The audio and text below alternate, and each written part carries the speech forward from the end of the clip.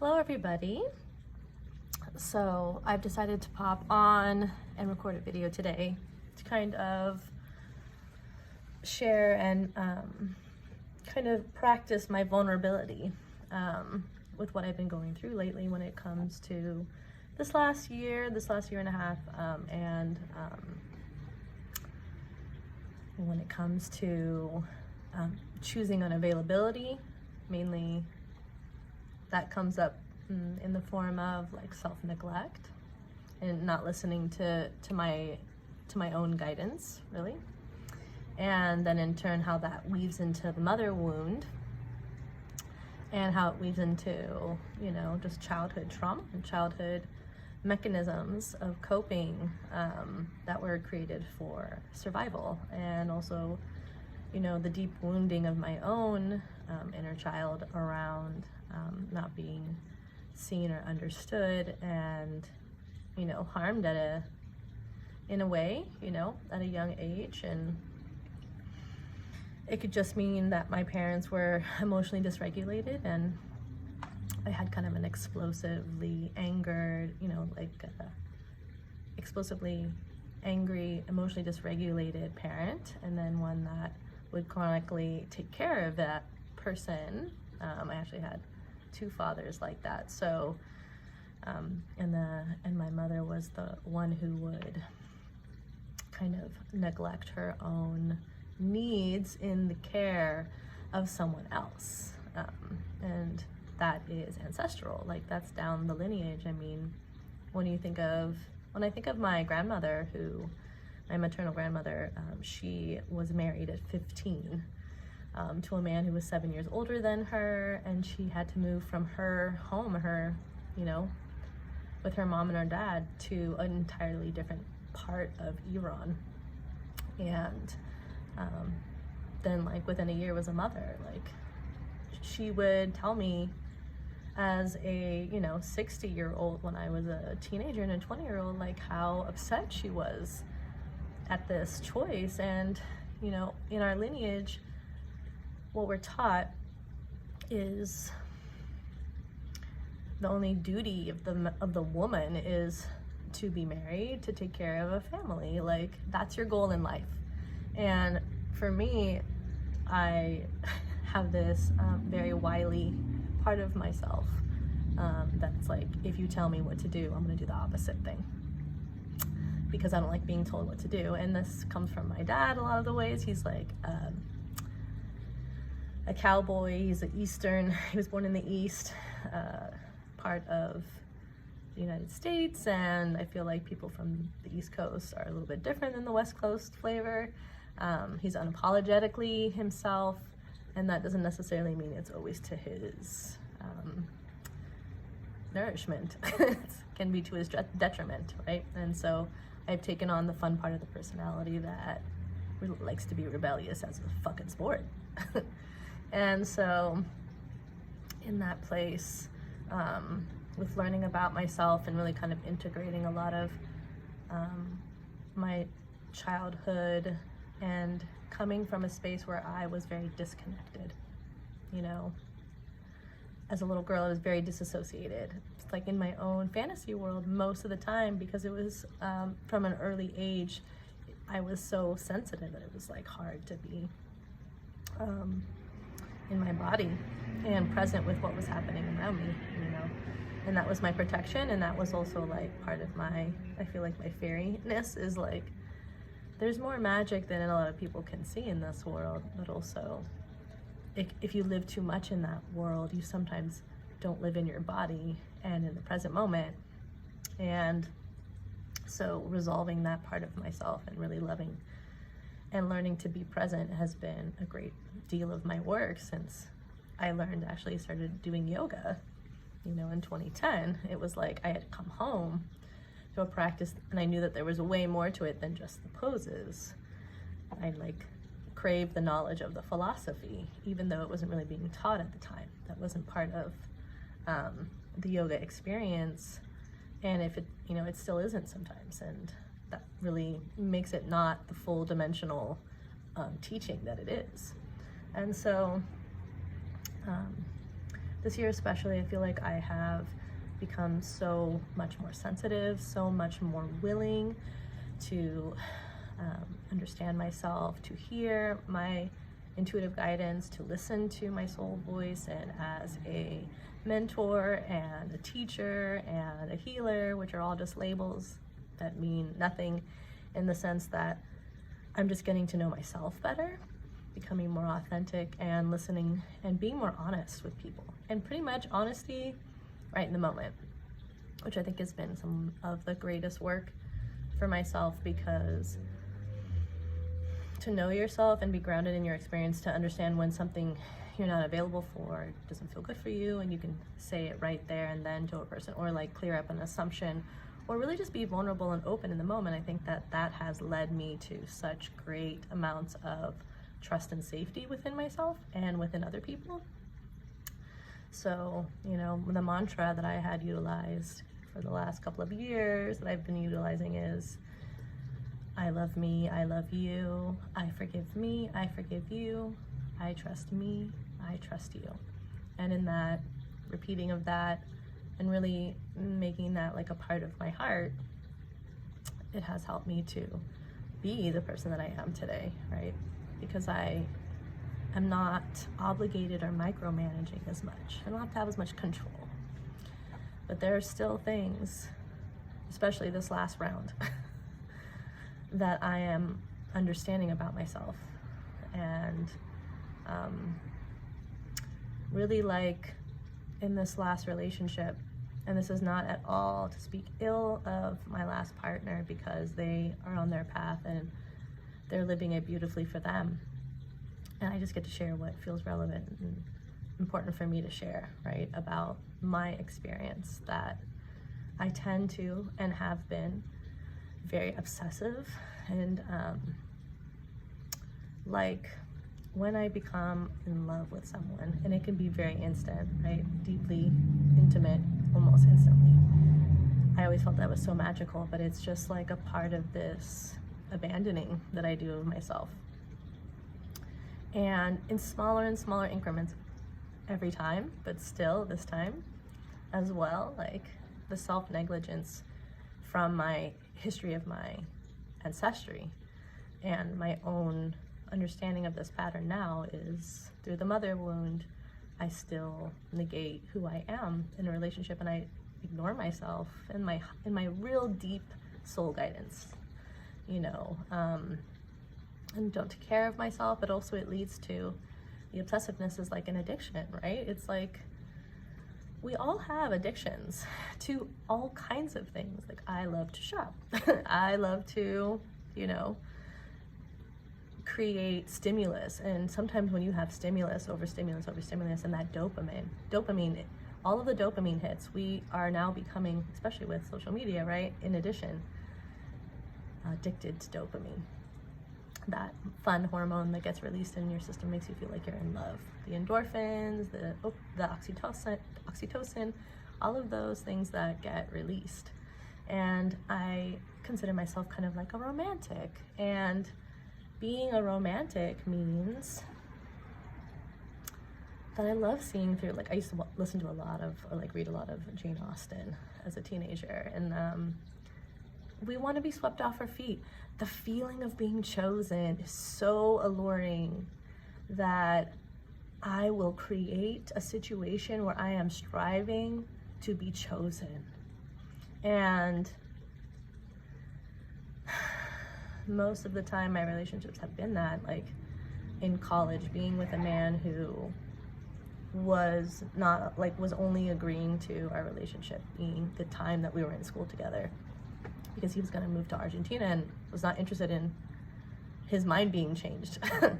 But I like agreed to that, and have agreed to relationships where there has been a certain standard that was actually not in my heart of hearts, a place that I could be vulnerable and open to sharing about with that person. And so I chose the modified plan.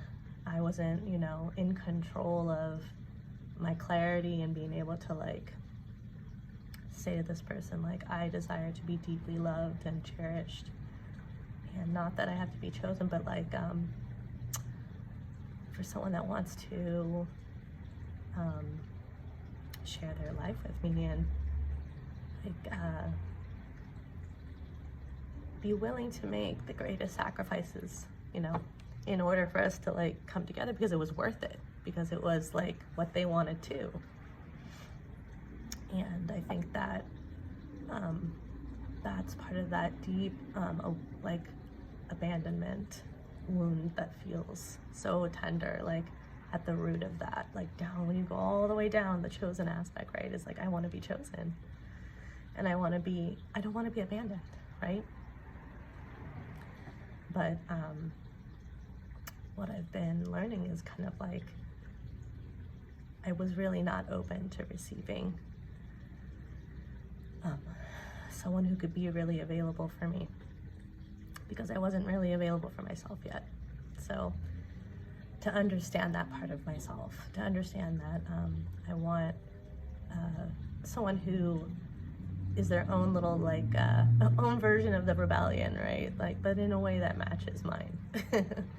And someone that's on the same frequency wavelength, and you know, doing their work. And I've had beautiful like experiences of some of those things. Some of those needs could be met 10%, 15%.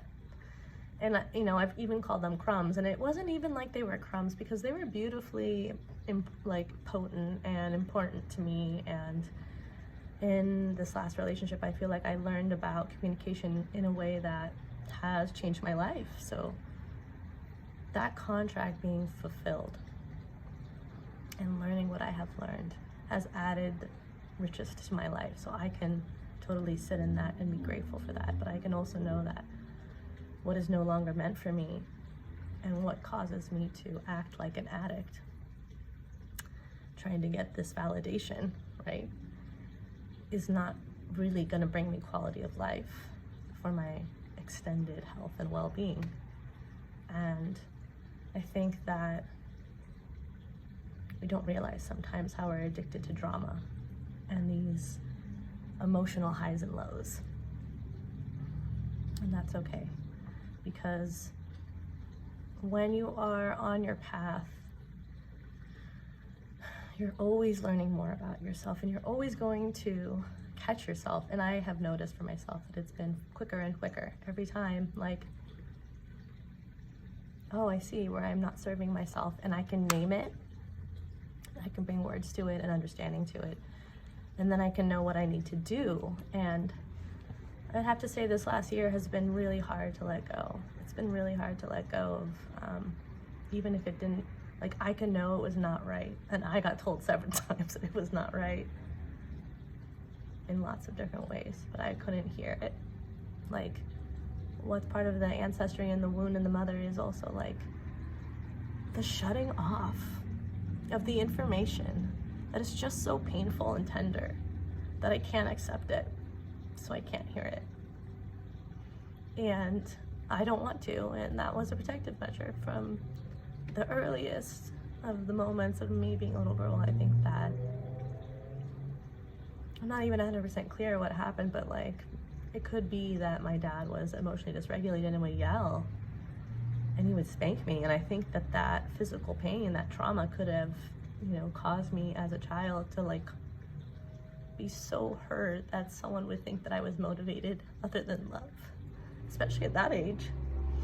Because I don't think parents understand sometimes the development of their children, and if they take it so personally, that little girl like turned it on herself,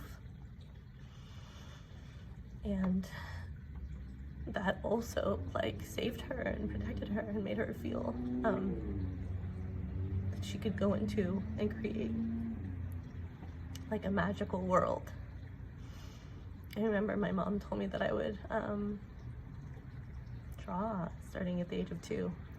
And she said she would find me sometimes when she would come home from her shift at like midnight at the table drawing.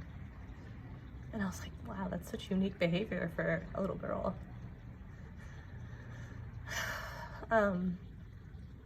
We all have our gifts and our expressions and our talents if they can be fostered, right? But I think within myself, I knew I could always play with myself or take care of myself.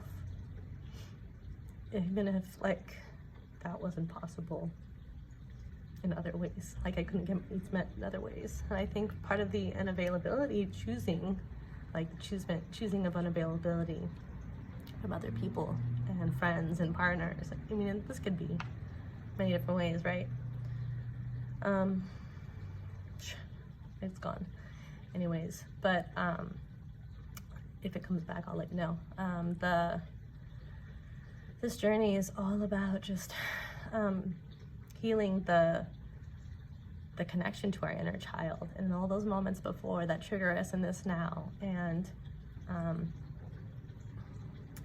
being in a space where I can reflect and witness myself and then be vulnerable with myself and listen to those small moments and have help. Like, I have people that help me and love me and take care of me, who really have been here for, years and are like willing to know me.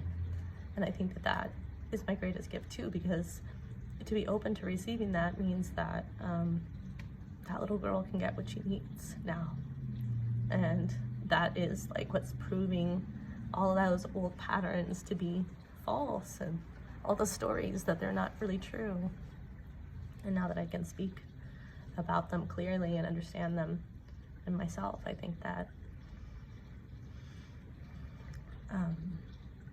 even though it's incredibly hard and incredibly sad, and like, I think I've had I would call it detoxing this year of other people's energies in my field, that I just can't. Like, this hasn't been just with people who I am in love with. Like, I haven't had it for everybody. I do not have the energy or the space to hold space for everyone at all times. And that's part of the healing, is trusting other people are taking care of themselves, and that the world is safe. Like, if I have to save everyone in the world, then I can't have time to save myself, right? And there's no one coming, princess, to sweep you off your feet and make you feel loved every moment of every day. Those false stories, it's so different to be alive now, to understand that, like, that created an expectation within me, and that expectation isn't real, and that I need many people in my life. Like, if anything, ethical non-monogamy taught me I do want to be loved equally by lots of different people in lots of different ways. I love that. I also would love to have a partner that's dedicated to my health and well-being, and that I don't have to share them. I mean, I'm a mother. I need stability and dependability, and I think that what I discovered is my partner going out and dating other people felt threatening to me slightly at all times, and that I was on a low level, like dysregulation of my nervous system at all times, because that was how it was when I was a kid. Because my dads would be able to explode at any moment. You didn't know when that was coming, and so you were always preparing. You were always afraid, and I was deathly afraid of getting yelled at. Like, I hated it so much. I could see when I had the very few times I have yelled at my son, where it is so hard on him, and I know that feeling. So, and I know my dad was yelled at. My grandfather on my dad's side was not a kind person. Neither was my stepdad's dad. He was an incredibly violent person, so the version of them that I received was so much more watered down than the version of their dads, but still, that makes no excuses, right?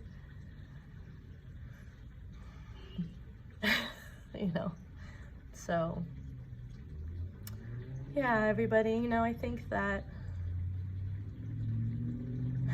I can name and be vulnerable and know myself now, and if I can love myself, where I will not choose someone else to teach me this pattern again, because I know it now, because I've integrated back in and I've accepted it, that I can really find someone that's gonna love me in all the ways that I need, that's gonna know what,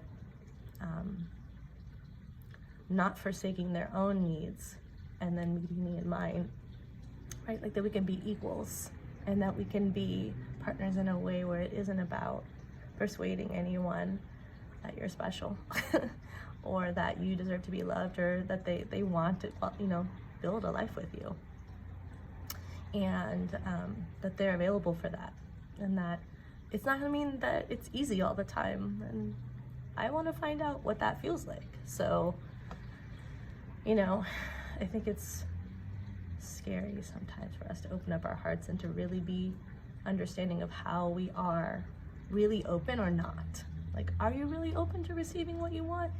You're gonna have to say no to the quick hits, to those things that, you know, like the adrenaline rushes, and the, like, you can have those too, but also at the same time, like, is that the only experience?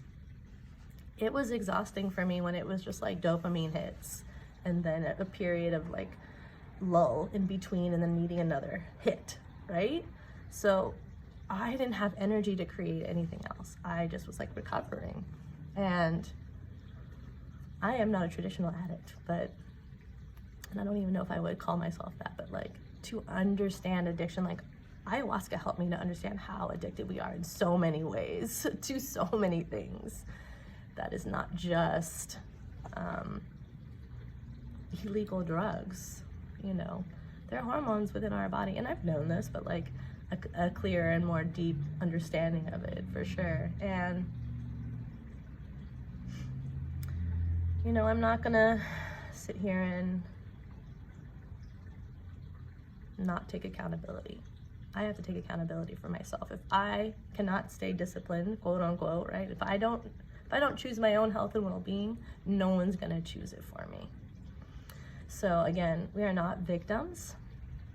We're here to shy away from the great, heavy responsibility, like, it's gonna set you free, everybody.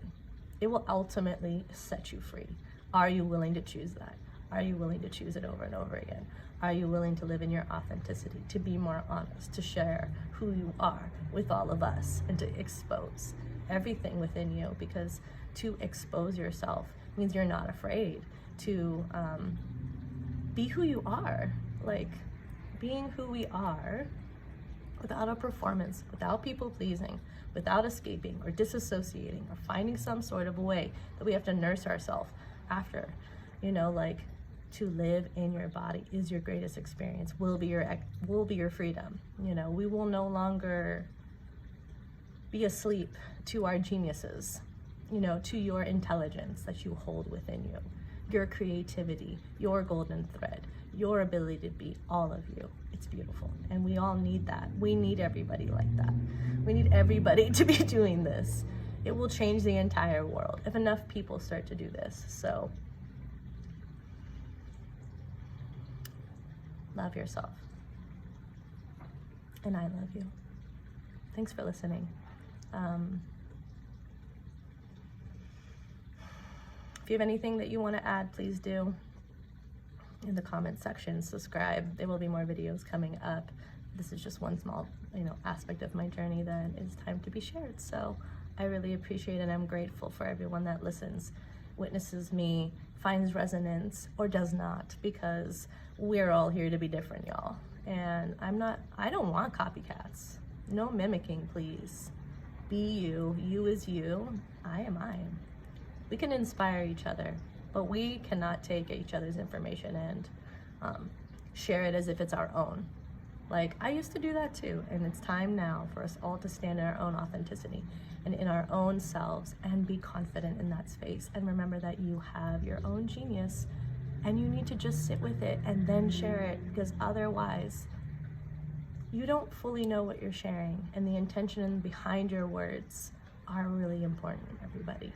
Like, and continue loving and trusting and forgiving. I love you guys.